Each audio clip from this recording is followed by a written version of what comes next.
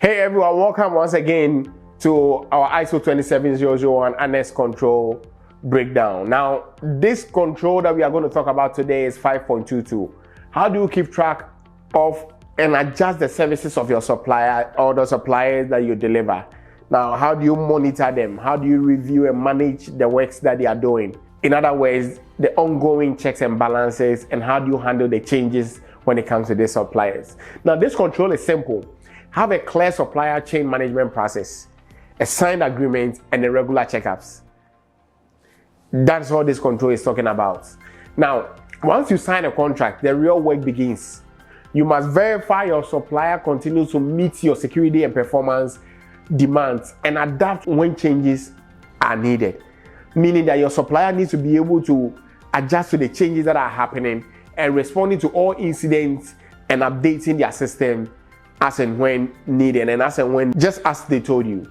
Now, easy ways to monitor your suppliers. Now, I'm going to give you 3 ways that you can do this. You can do that through an online dashboard.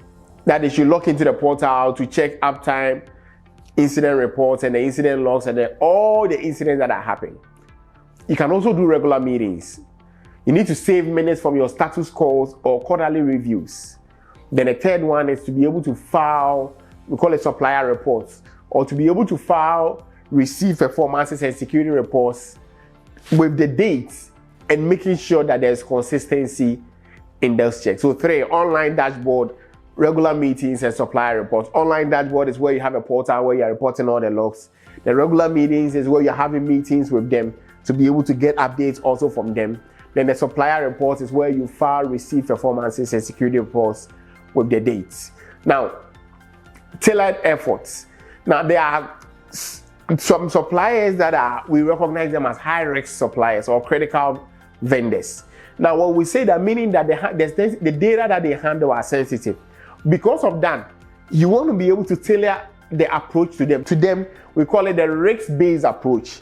And I'm sure that you remember that we talked about the various ways that we approach risks within our environment.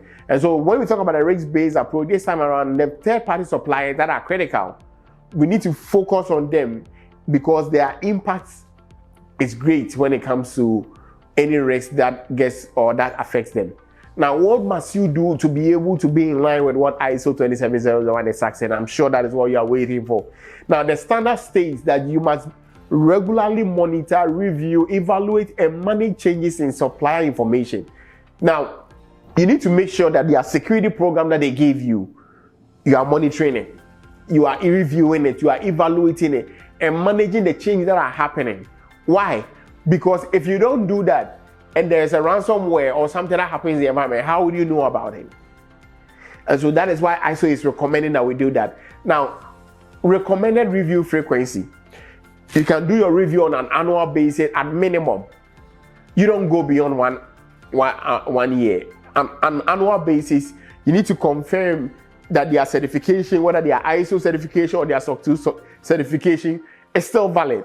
You need to check their contracts that align with your current usage and your security needs. You need to also make sure that you are updating their security clauses if the supplier services or your requirements have changed.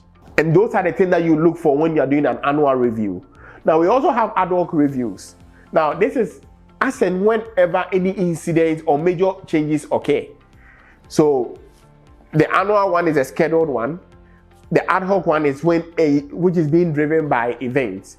Any events, there was maybe a threat that came up, affected so many companies. You need to make sure that their company is also secure. After that, you need to do a review with them. And those are ad hoc reviews where you drive. Now, how do you gather evidences or gathering evidences for auditors? Now, you need to be able to have an up-to-date register that lists all your vendors. They will look out for that. You need to have a signed agreement clearly stating the security requirements. That also the auditors will look out for that. Then the records of monitoring activities, the report, the portal screenshots, the meeting notes, the auditor will also look out for that. Then documentation of incident responses and any contract updates or proof of active oversight. Their auditors are also going to look out also for that. Some common pitfalls that many organizations do. One, they do something like one and it's done contracts. So after we sign the contract, there's nothing like we are revisiting the agreement or doing any changes. No, that is an error.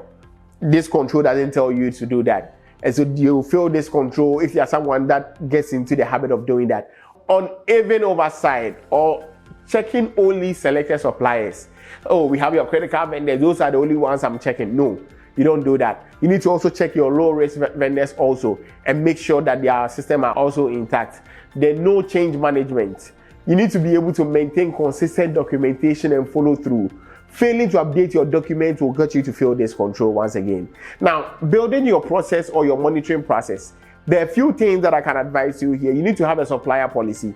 Your policy is supposed to define who reviews what and when.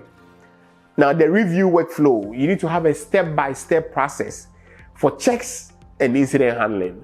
Then you need to have a supplier register. That is a central log which tells you about the review data you did, what was the outcome of it, and so on and so forth. Then you need to have an evidence repository.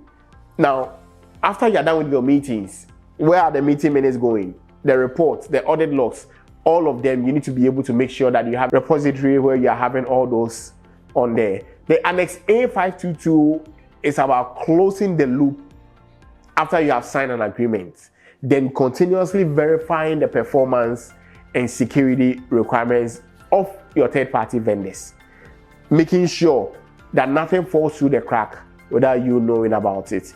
If you follow these steps, these policies and the scheduled reviews as I've told you about, and you are consistently monitoring your system, you will definitely satisfy the ISO certification for the Annex A5.22.